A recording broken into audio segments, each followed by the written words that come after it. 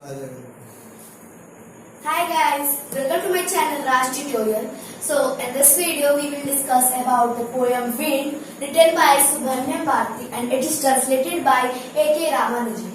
So before starting the poem, now we will discuss about the writer Subramanyam Bharati. So start. Go. So guys ये है Subramaniam Bharti. So इनका जो full name था वो था Chinnaswamy Subramaniam Bharti. Okay, तो ये तमिल राइटर है और एक पोएट भी है. सो ये जो है 11 दिसंबर 1882 में इनका इथैयापुरम में इनका जन्म हुआ था और इन्हें भारतीयार नाम से भी जाना जाता है और इन्हें पॉपुलरली महाकवि भारती नाम से भी जाना जाता है.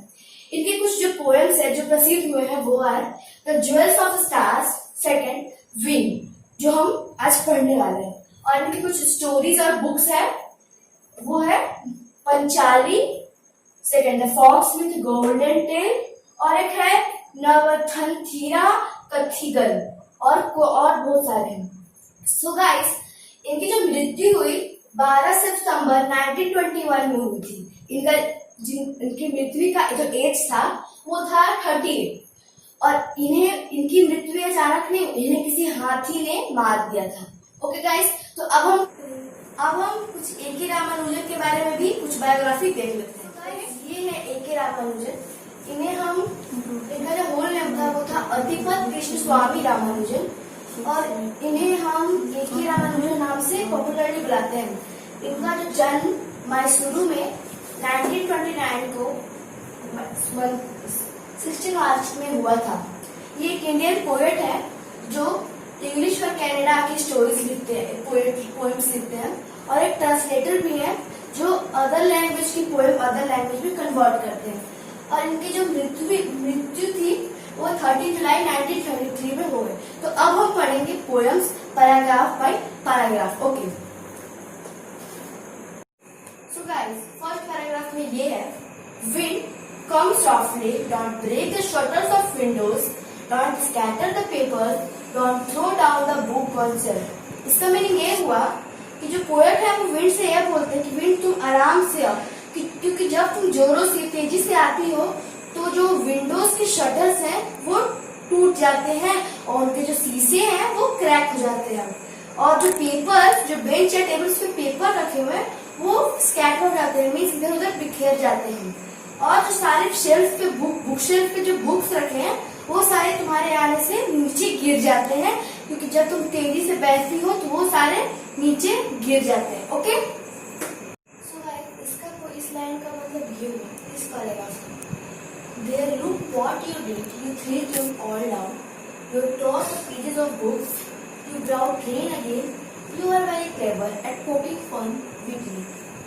तो इस पैराग्राफ का ये मतलब हुआ कि जो विंड है वो जो पोएट है वो विंड को ये बोलते हैं कि देखो अब तुमने क्या कर दिया, वो तुमने जो सारे शेल्फ पे बुक रखे थे तुमने उसे गिरा दिया और सारे जो बुक्स के पेजेस है तुमने उसे फाड़ दिया और तुमने जब तुम आई जोरों से आई तो जो बादल भी तुम्हारे साथ आए तो तुमने फिर से बारिश को अपने साथ ले आए. और इस लाइन का मतलब ये हुआ है you are very clever at poking fun at weakly. इसका मतलब ये हुआ कि तुम बहुत चालाक हो कि तुमने जो सारी चीजें हैं उसे गिरा फिरा दिया और फिर उसके गिराने के बाद उसका मजाक उड़ाती हो. इस पैराग्राफ का मतलब यही हुआ. Okay, start.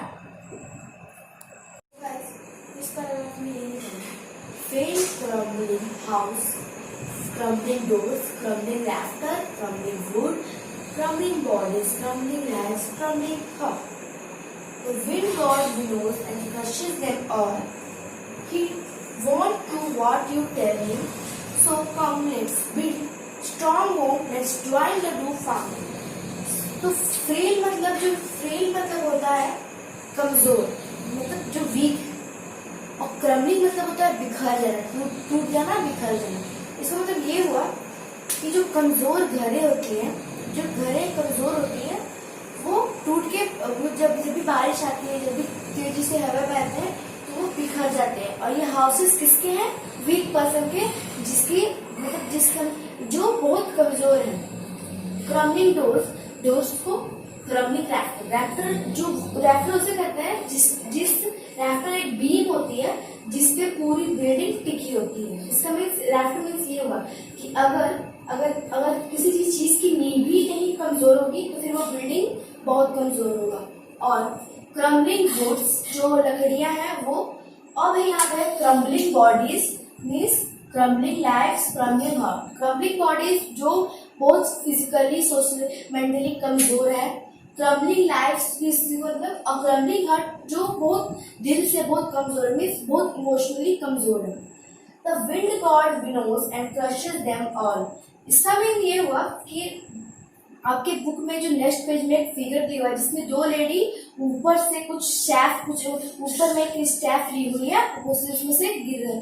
तो उसमें क्या होता है, जैसे आप अपने साइंस में पढ़े होंगे, वो आप 5-6 क्लास में पढ़े होंगे, एक प्रोसेस होता है विंडोइंग, जिसमें जो हम ऊपर करके पंखा चला देते हैं, नहीं तो विंड आता है, तो जो सारे लाइट पार्टिकल्स है, लाइट फालतू के पार्टिकल्स है, वो हवा से बिखर के गिर जाते हैं, बह जाते हैं। और जो हैवी जो खाने लायक पार्टिकल्स है वो सारे नीचे गिर जाते हैं क्योंकि वो हैवी होते हैं। तो इसका मतलब ये, इसमें वो जो पोएट क्या समझाना चाहते हैं कि ये क्या करता है कि जो लाइट पार्टिकल को, जो प्रोसेस है वो लाइट पार्टिकल्स को हैवी पार्टिकल से अलग करता है। इसका मीनिंग ये हुआ कि जो विंड है वो कमजोर लोगों को स्ट्रांग लोगों से अलग करता है। और वो जो विंड गॉड है वो नहीं करेंगे जो हम कहेंगे, वो तो गॉड है, उन्हें जो समझ में आया वो करें क्योंकि वो स्ट्रांग है। So let's build strong homes, let's join the do family. तो अब इसका मतलब ये हुआ कि वो कह रहे हैं कि अब चलिए, अब हम लोग बहुत स्ट्रांग घर बनाते हैं ताकि कुछ भी कितनी भी तेज बारिश आए, कितनी भी तेज मौसम आए, तो हमारा जो घर है वो फ्रेल क्रम्बलिंग ना हो, मीन्स फर्स्ट लाइन की जैसे ना हो, वो टिकी रहे, मीन्स वो स्ट्रांग रहे जैसे।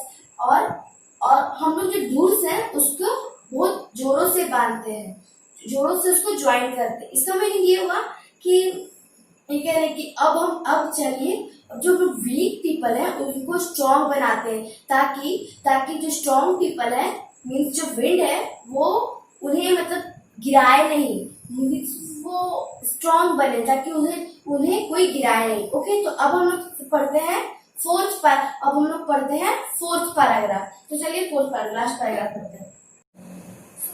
The last paragraph explains here. Practice to form the body, make the heart steadfast.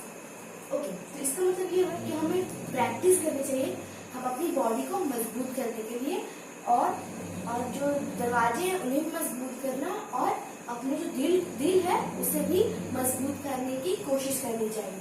तो लास्ट पैराग्राफ है, do this and wind will be friend with us. The wind blows out weak fire and makes strong fire roar and flourish.